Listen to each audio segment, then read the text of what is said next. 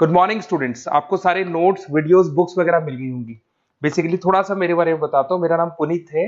MBA का classes लेता हूँ। 2006 से पढ़ा रहा हूँ। 20 इयर्स का मेरे को एक्सपीरियंस है। वीजू, Poornima, JECRC, Arya, ILM, IRM, IPS business school सब में मैं जा रहा हूँ और एज अ गेस्ट फैकल्टी पढ़ा रहा हूँ। और इवनिंग में मेरा क्लासेस चलता है, ऑनलाइन ऑफलाइन रिकॉर्डेड, तीनों मोड पे क्लासेस चलता है। उसके अलावा एक टॉप कॉलेज है एमबीए का, आईएम अहमदाबाद, वहां मैं बच्चों को हर साल लेके जाता हूँ। मुंबई में एआई यूनिवर्सल, यहाँ पे गेस्ट पढ़ा रहा हूँ मैं। जेईसीआरसी में पढ़ा रहा हूँ, आर्या कॉलेज में पढ़ा रहा हूँ। इन कॉलेजेस में मैं पढ़ा रहा हूँ। देखिए, राइटर भी हूँ। 2008 से मैंने बुक्स वगैरह लिखना स्टार्ट कर दिया था। यूट्यूब पे सारे वीडियोस मिल जाएंगे, रिकॉर्डेड लाइव लेक्चर सब कुछ मिल जाएंगे। बस एक छोटा सा इंपॉर्टेंट डिस्कशन आप लोगों से करना था।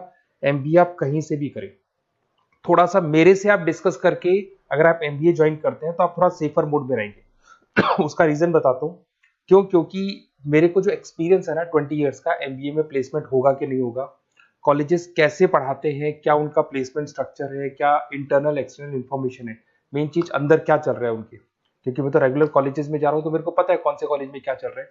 तो आप मेरे से थोड़ा सा एडवाइस लेके अगर आप एडमिशन लेते हैं तो थोड़ा सा सेफर जोन में रहेंगे।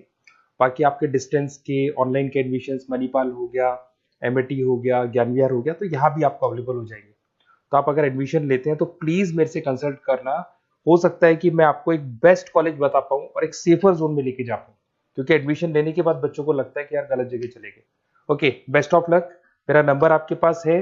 साथ के साथ अगर आपको कोई और क्वेरी चाहिए तो मेरे को व्हाट्सअप करें या कॉल कर सकते हैं। Okay, best of luck. सोचिए अगर हर साल किसी कंपनी को अपना बजट बनाते समय पिछले साल के सारे हिसाब किताब को भूलना पड़े। हर चीज, हर एक रुपए के खर्चे को नए सिरे से साबित करना पड़े, जैसे कि वो पहली बार किया जा रहा हो। ये तो बहुत मुश्किल काम लगता है ना? आज हम बजटिंग की एक ऐसी ही पहेली को सुलझाएंगे जिसे बड़ी बड़ी कंपनियां पसंद भी करती हैं और नफरत भी। हाँ, ये एकदम सही बात है। एक तरफ तो ये बेहिसाब पैसे बचा सकती हैं, हाँ, और दूसरी तरफ ये अच्छे खासे विभागों में हड़कंप मचा सकती है। बिल्कुल। इसी तरीके को कहते हैं जीरो बेस्ड बजटिंग या ZBB। ये पारंपरिक बजटिंग से मतलब बिल्कुल अलग है। जमीन आसमान का फर्क है। तो हमारे पास जो स्रोत है उनकी मदद से हम ये समझने की कोशिश करेंगे कि ये ZBB आखिर है क्या भला, ये काम कैसे करता है और क्यों क्यों कुछ कंपनियां इसे अपनाकर आसमान छू लेती हैं जबकि कुछ के लिए ये सिरदर्द बन जाता है। जरूर।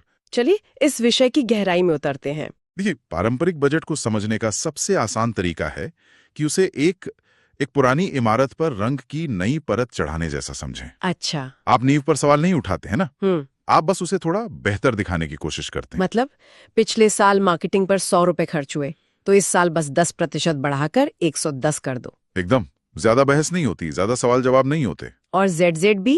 ZZB उस इमारत को नींव तक गिराकर हर ईंट का मुआयना करके और फिर नए सिरे से बनाने जैसा है। अरे बाप रे। इसका मूल सिद्धांत यही है, किसी भी खर्चे को अपने आप मंजूरी नहीं मिलेगी।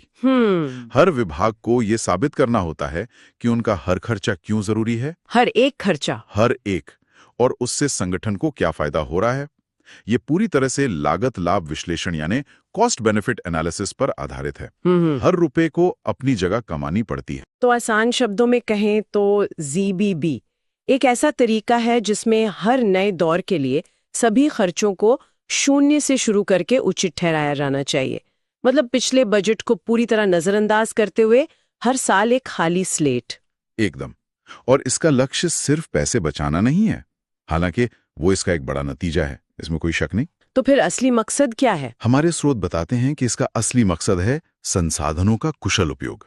ये प्रबंधन को ये सोचने पर मजबूर करता है कि क्या ये गतिविधि हमारे लक्ष्यों के लिए वाकई जरूरी है, या हम इसे सिर्फ इसलिए कर रहे हैं क्योंकि पिछले 10 साल से करते आ रहे हैं। बिल्कुल।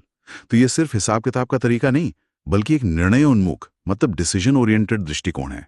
तो हर चीज को शून्य से शुरू करना, ये सुनने में तो क्रांतिकारी लगता है, लेकिन असल में ये होता कैसे है? मतलब एक मल्टीनेशनल कंपनी का CFO सुबह उठकर ये तो नहीं कहता होगा कि चलो आज सब जीरो है। नहीं नहीं, ये तो बहुत बड़ी अफरा तफरी हो जाएगी। हाँ नहीं, बिल्कुल नहीं। ये एक बहुत ही व्यवस्थित प्रक्रिया है, कोई अफरा तफरी नहीं। अच्छा। हमारे स्रोतों के अनुसार इसकी शुरुआत होती है डिसीजन यूनिट्स की पहचान करने से। Decision units? हाँ, संगठन अपने कामों को छोटी छोटी समझने लायक इकाइयों में बांट देता है। ये कोई विभाग हो सकता है, कोई खास प्रोजेक्ट या कोई कार्यक्रम। ठीक है, तो कंपनी को छोटे छोटे हिस्सों में तोड़ दिया। फिर हर यूनिट एक डिसीजन पैकेज तैयार करती है, और ये डिसीजन पैकेज ही आप कह सकते हैं ZGB की आत्मा है। ये डिसीजन पैकेज क्या चीज है? सुनने में बड़ा भारी भरकम लग रहा है। इसे ऐसे समझिए कि हर मैनेजर को अपने प्रोजेक्ट के लिए एक शार्क टैंक जैसी पिच तैयार करनी पड़ रही है। हाँ हाँ, दिलचस्प है। उन्हें न सिर्फ ये बताना है कि उनका आइडिया क्या है, बल्कि ये भी साबित करना है कि कंपनी को इस पर पैसा क्यों लगाना चाहिए, उसकी लागत क्या होगी, उससे क्या फायदे होंगे, और उसे करने के दूसरे तरीके क्या हो सकते हैं। और सबसे जरूरी बात, उन्हें ये भी बताना होता है कि अगर इस गतिविधि को मंजूरी नहीं मिली तो क्या परिणाम होंगे। अच्छा। इससे मैनेजमेंट को एक बहुत ही साफ तस्वीर मिलती है। वे सिर्फ ये नहीं देखते कि क्या अच्छा है, बल्कि ये भी समझते हैं कि क्या छोड़ना कितना नुकसानदेह हो सकता है। एक मिनट, तो हर छोटी बड़ी टीम अपना डिसीजन पैकेज बना रही है? एक बड़ी कंपनी में तो ऐसे हजारों पैकेज बन जाएंगे। हाँ, बन जाते हैं। इन्हें कौन और कैसे पढ़ेगा? ये तो नामुमकिन लगता है। ये एक बहुत बड़ा चैलेंज है, और यही ZBB की सबसे बड़ी मुश्किलों में से एक है, जिस पर हमारे स्रोत भी जोर देते हैं। यहीं पर प्रबंधन की भूमिका आती है। प्रबंधन हर डिसीजन पैकेज का मूल्यांकन करता है। वे लागत, लाभ विश्लेषण और संगठन के लक्ष्यों के आधार पर देखते हैं कि कौन सी गतिविधि जरूरी है और कौन सी नहीं। मतलब क्या इससे निवेश पर अच्छा रिटर्न मिल रहा है? क्या ये हमारे इस साल के लक्ष्यों से मेल खाता है? इस तरह के सवाल। बिल्कुल, यही सब सवाल। और फिर उन हजारों पैकेजों का क्या होता है? उन्हें प्राथमिकता के क्रम में रैंक किया जाता है। हाँ, सबसे महत्वपूर्ण गतिविधियों को, जिनसे संगठन को सबसे ज्यादा फायदा हो रहा है, उन्हें सबसे ऊपर रखा जाता है, और कम महत्वपूर्ण गतिविधियों को नीचे। एक तरह की मेरिट लिस्ट बनाने जैसा है। और फिर आता है आखिरी और सबसे जरूरी कदम, पैसे कहाँ लगेंगे ये तय करना। बिल्कुल, इसी रैंकिंग के आधार पर फंड आवंटित किए जाते हैं। जो गतिविधियां प्राथमिकता सूची में सबसे ऊपर होती हैं, उन्हें सबसे पहले फंड मिलता है। और जो नीचे होती हैं, जो गतिविधियां कम प्राथमिकता वाली होती हैं, उन्हें या तो कम फंड मिलता है, या हो सकता है बिल्कुल भी ना मिले। अच्छा। ये सुनिश्चित करता है कि पैसा सबसे जरूरी जगहों पर ही लगे, न कि सिर्फ इसलिए खर्च हो क्योंकि हमेशा से ऐसा ही होता आया है। इसे एक उदाहरण से समझते हैं, जो हमारे स्रोत में दिया गया है। मुझे लगता है ये इसे बहुत स्पष्ट कर देगा। जरूर। मान लीजिए एक कंपनी का मार्केटिंग विभाग है। एक क्लासिक उदाहरण, क्योंकि मार्केटिंग का बजट हमेशा जांच के दायरे में रहता है। सही बात है। तो पारंपरिक तरीके में अगर पिछले साल का बजट 10 लाख रुपए था, तो इस साल शायद उसमें 10% की बढ़ोतरी कर दी जाएगी और नया बजट 11 लाख हो जाएगा। हाँ, बस इस पर ज्यादा सवाल जवाब नहीं होंगे। हाँ, ये मान लिया जाता है कि पिछले साल जो हुआ वो सही था, और हमें बस उसे थोड़ा बढ़ाना है। लेकिन जीरो बेस्ड बजटिंग में मार्केटिंग विभाग को 0 से शुरू करना होगा। बिल्कुल जीरो से। उन्हें एक डिसीजन पैकेज बनाना होगा, जिसमें वे बताएंगे कि विज्ञापन की जरूरत क्यों है, कौन से अभियान असरदार हैं, डिजिटल मार्केटिंग पर कितना खर्च होना चाहिए, प्रिंट पर कितना, और हर अभियान से बिक्री में कितनी बढ़ोतरी की उम्मीद है। हाँ, उन्हें हर रुपए का हिसाब देना होगा, और ये साबित करना होगा कि वो रुपया कंपनी के लिए मूल्य पैदा कर रहा है। हो सकता है उन्हें यह भी दिखाना पड़े कि अगर बजट 5 लाख हो तो क्या होगा, 8 लाख हो तो क्या होगा, और 12 लाख हो तो क्या होगा। और हमारे स्रोत के मुताबिक इस पूरी प्रक्रिया के बाद हो सकता है कि उनका बजट 11 लाख रुपए के बजाय केवल 8.5 लाख ही स्वीकृत हो। ऐसा बिल्कुल हो सकता है, क्योंकि विश्लेषण से पता चला कि कुछ अभियान उतने प्रभावी नहीं थे और उन पर पैसा खर्च करना मतलब फिजूल था। यहाँ जो बात फैसिनेट करती है वो ये है कि ये विभागों को ज्यादा जवाबदेह बनाता है। ये उन्हें से पैसा मांगने के बजाय ये सोचने पर मजबूर करता है कि वे उस पैसे का सबसे अच्छा उपयोग कैसे कर सकते हैं। हाँ, ये मानसिकता में एक बड़ा बदलाव है, बहुत बड़ा। लेकिन क्या इससे कंपनी की सेल्स पर बुरा असर नहीं पड़ा? क्या स्रोत इस बारे में कुछ बताते हैं कि लागत बचाने के चक्कर में कहीं ग्रोथ से समझौता तो नहीं हो गया? ये एक बहुत जरूरी सवाल है, और ZBB का सबसे बड़ा खतरा भी यही है। हमारे स्रोत इस पर रोशनी डालते हैं कि सफल ZBB कार्यान्वयन खराब लागत और अच्छे निवेश के बीच अंतर करता है। मतलब हो सकता है कि विश्लेषण के बाद कंपनी ने अप्रभावी प्रिंट विज्ञापनों पर खर्च घटाकर 3 लाख रुपए बचा लिए, लेकिन उसी पैसे को ज्यादा ROI देने वाले डिजिटल मार्केटिंग अभियान में लगा दिया। अच्छा, तो कुल बजट कम हुआ, लेकिन शायद परिणाम बेहतर हो गया। बिल्कुल। ZBB का लक्ष्य आंख बंद करके लागत काटना नहीं है, बल्कि पैसे को सही जगह लगाना है। हाँ, तो इसका मतलब ये हुआ कि ZBB सिर्फ एक अकाउंटिंग टूल नहीं है, ये एक मैनेजमेंट स्ट्रैटेजी है जो मैनेजर्स को मजबूर करती है कि वे एक CEO की तरह सोचें। बिल्कुल। अब इसके फायदों की बात करें तो वे साफ हैं।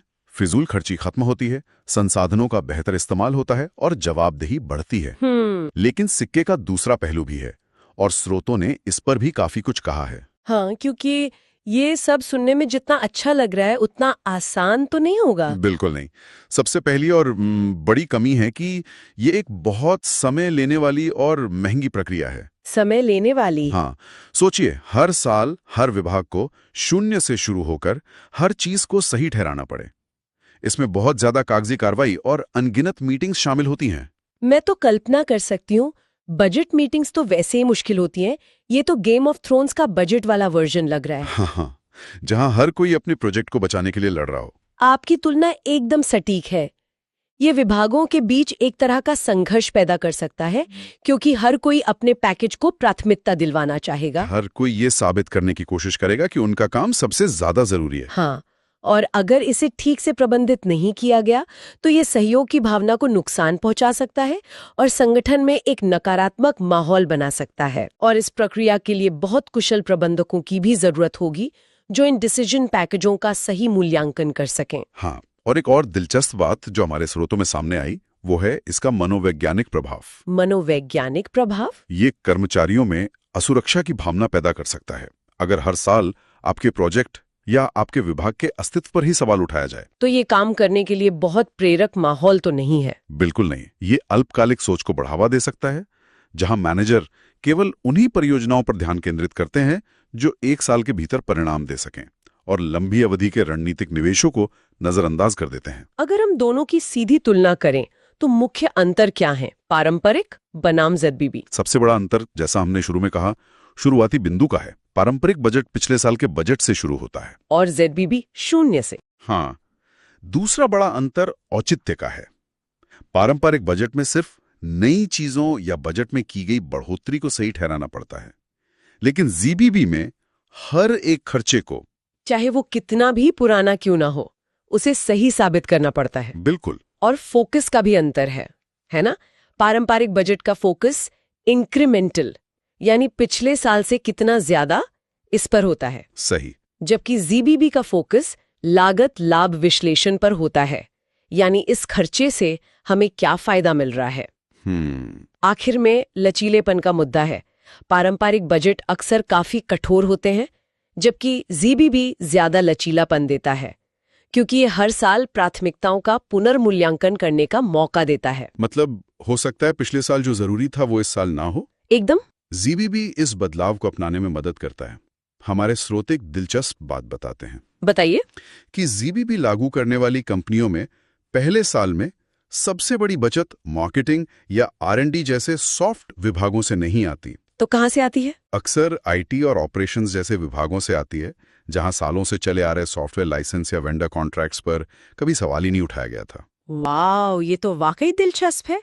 तो आज की इस चर्चा का सार ये है कि जीरो बेस बजटिंग एक शक्तिशाली लेकिन दोधारी तलवार है। हाँ, कह सकते हैं। ये हर खर्चे पर सवाल उठाती है और किसी भी चीज को हल्के में नहीं लेती।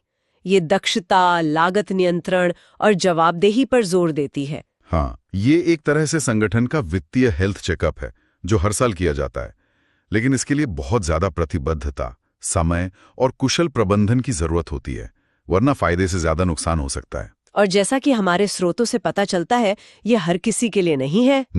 ये विशेष रूप से उन संगठनों के लिए उपयोगी है जो या तो तेजी से बदल रहे हैं या जिन्हें लागत में बड़ी कटौती करने की जरूरत है, जैसे कि सरकारी विभाग या बड़ी कंपनियां जो मुश्किल दौर से गुजर रही हैं। बिल्कुल। और यहाँ एक दिलचस्प सवाल उठता है।